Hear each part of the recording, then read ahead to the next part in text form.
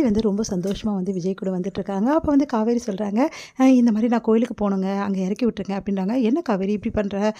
இன்னைக்கு முக்கியமான மீட்டிங் வேறு இருக்குது, இல்லை நானும் உன் கூட கோயிலுக்கு வரேன். வேணாம் காவேரி, சொன்னால் கேளு, நம்ம முதல்ல ஆஃபீஸ்க்கு போகலாம் அப்படின்னோடனே, இல்லைங்க எனக்கு என்னமோ மனசே சரியில்லை, கோவிலுக்கு போகணுன்னு தோணுது.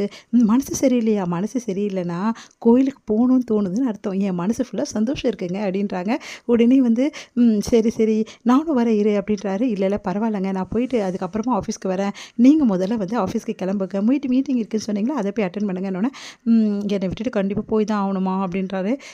என்னங்க நீங்கள் கொஞ்ச நேரம் கூட இருக்க மாட்டிங்களா அப்படின்னு சொல்லிட்டு கிள்ளி வந்து கிஸ் பண்ணுறாங்க.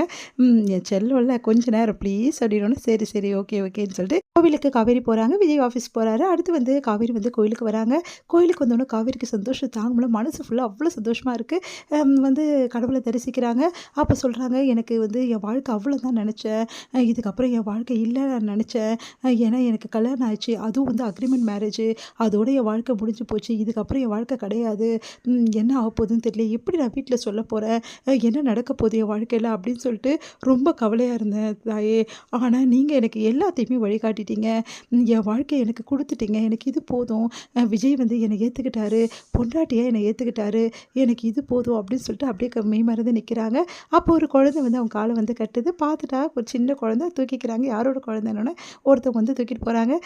நீ உனக்கும் சீக்கிரமாக குழந்தை பிறக்கும்னு சொல்லிட்டு அவங்கள ஆசீர்வாதம் பண்ணிட்டு போகிறாங்க. காவேரிக்கு இன்னும் சந்தோஷம் அதிகமாகுது. சந்தோஷத்துக்கு அளவே இல்லை, அவ்வளோ சந்தோஷப்படுறாங்க காவேரி. நானும் தாய்மை அடைவேன், எனக்கும் குழந்தை பிறக்கும், இதெல்லாம் என் வாழ்க்கையில் நடக்காதுன்னு நான் நினச்சேன், ஆனால் எல்லாமே என் வாழ்க்கையில் நடக்குன்ற எனக்கு ஒரு சந்தோஷத்தை நீ எனக்கு கொடுத்துட்ட கடவுளேன்னு சொல்லிட்டு கடவுளை வழிபடுறாங்க.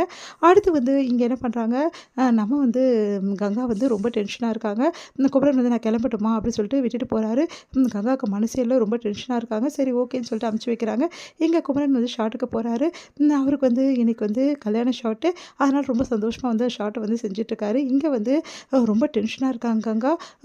என்ன இவர் ஏதோ ஒரு ஷாட் சொன்னார், கல்யாணமோ ஏதோன்னு சொன்னார், எப்படி இருக்கும் ஷாட்டுன்னு தெரியலையே, எனக்கு ரொம்ப பயமாக இருக்குது, அவர் அனுப்பிச்சிட்டு ஒரே டென்ஷனாக இருக்குது அப்படின்னு சொல்லிட்டு டென்ஷனாக வந்து வேலையே ஓட மாட்டேங்குது. சரி நான் ஏன் தான் கடையை திறந்தனும், கடையை திறக்காமலே இருக்கலாம், அவர் அங்கே என்ன பண்ணுறாருன்னு தெரியாமல் இங்கே கடையை நான் திறந்துட்டுருக்கேன், ஒரு வேளை வந்து ஏதாவது பொண்ணுங்க, சாச்சா அப்படிலாம் ஒன்றும் இருக்காது அப்படின்னு சொல்லிட்டு தன்னை தேர்த்திக்கிறாங்க. ரொம்ப டென்ஷனாக இருக்காங்கங்க.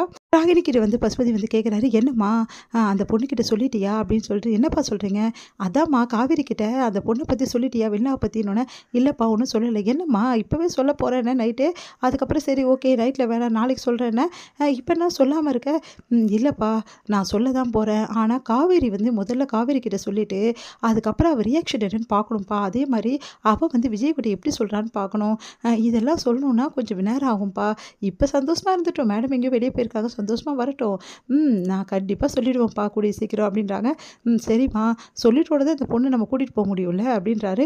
ஆமாப்பா அது வரைக்கும் அந்த பொண்ணு அங்கேயே இருக்கட்டும்ப்பா, நான் சொல்லிடுறேன், சொல்லிட்டோன்னு தானே இருக்குது காவேரிக்கு, சொன்னால் தான்ப்பா கேட்க இருக்கும், அதுவும் சாதாரணமாக சொல்லக்கூடாதுப்பா, கொஞ்சம் கொஞ்சமாக அவளை வந்து டென்ஷன் ஆக்கி அதுக்கப்புறம் கடைசியில் தான்ப்பா உண்மையை சொல்லுவேன், அப்போ தானே இருக்குது த்ரில்லிங்கு, கொஞ்சம் கொஞ்சமாக அவளை வந்து டென்ஷன் ஆக்கி அதை பார்க்குற சந்தோஷம் இருக்கே அது ரொம்ப சந்தோஷம்ப்பா அப்படின்றாங்க. உடனே வந்து என்னம்மா நீ என்னென்னமோ சொல்லிகிட்ருக்க, உண்மையை சொல்லுவியா சொல்ல மாட்டியா, அப்பா கண்டிப்பாக சொல்லுவேன்ப்பா, ஆனால் காவேரியை ஒரே நடியாக சொன்னால் அவளுக்கு அந்த அதிர்ச்சி அந்த நிமிஷம் மட்டும்தான்ப்பா இருக்கும், ஆனால் கொஞ்சம் கொஞ்சமாக அவளை கீறி ரணப்படுத்தினேன்னு வச்சுக்கோங்களேன், அந்த அந்த ரணம் அதிகமாகிடும்ப்பா, அப்புறம் என்ன அவளை பார்த்து ரசிக்கலாம்ல, இந்த அளவு காவேரி மேலே உனக்கு வந்து வன்மம் இருக்கு இல்லைம்மா அப்படின்னோடனே, பின்ன இருக்காதாப்பா என்னை இப்படியெல்லாம் டார்ச்சர் பண்ணுறா, பின்ன அவன் மேலே எனக்கு இந்த குழு இருக்கக்கூடாதா அப்படின்னோடனே, சரிம்மா அவன் விருப்பப்படியே செய்யி அப்படின்னு சொன்னோன்னே நிம்மதி அடைகிறாங்க ராகினி. வந்து விஜய்க்கு வந்து வேலையே ஓடல, ஃபுல் அண்ட் ஃபுல் காவேரி நினைப்பாகவே இருக்குது. காவேரி பற்றி யோசிச்சுட்ருக்காரு. காவேரி கூட வந்து இருந்தது பேசுனது, அவங்கக்கிட்ட வந்து பேசின எல்லா விஷயத்தையுமே வந்து நினச்சி பார்த்துட்ருக்காரு. ஃபோன் எடுக்கிறாரு, காவேரியோட ஃபோட்டோஸ் எல்லாம் தள்ளி ஒன்று ஒன்றா பார்க்குறாரு. அவங்க கூட இப்போ ரீசெண்டாக எடுத்துக்கின எல்லா ஃபோட்டோஸையும் பார்த்துட்ருக்காரு. அப்போ திடீர்னு திருப்பும்போது அங்கே வந்து வெண்ணிலாவோட அந்த ஃபோல்டர் வருது. அதை பார்த்துட்டு இதுக்கப்புறம் எதுக்கு நான் இதை வச்சுருக்கேன், இதுக்கப்புறம் இதை வச்சுருந்தா நான் ரொம்ப பெரிய தப்பு செய்கிறேன்னு அர்த்தம் அப்படின்னு சொல்லிட்டு அதை அப்படியே டெலீட் பண்ணுறாரு. இதுக்கப்புறம் வெண்ணிலாவோட சாப்டர் என் லைஃப்பில் கிடையாது, என் லைஃப் ஃபுல்லாக இதுக்கப்புறம் காவேரி மட்டும்தான் என் வாழ்க்கை அப்படின்னு சொல்லிட்டு அப்படியே சந்தோஷப்பட்டுட்டு இருக்காரு.